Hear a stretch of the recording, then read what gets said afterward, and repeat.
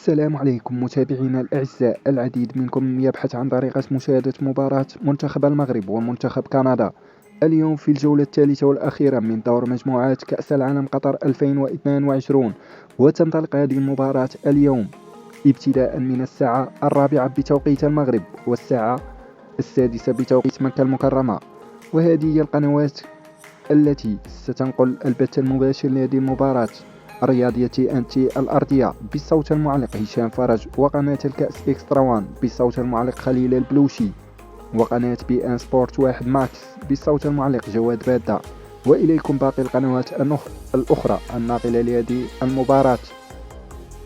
ولمن يبحث عن البث المباشر عبر المواقع الإلكترونية فموقع يلا شوت أو كورة لايف يوفرون البث المباشر للمباريات بجودة عالية وبدون تقطيع.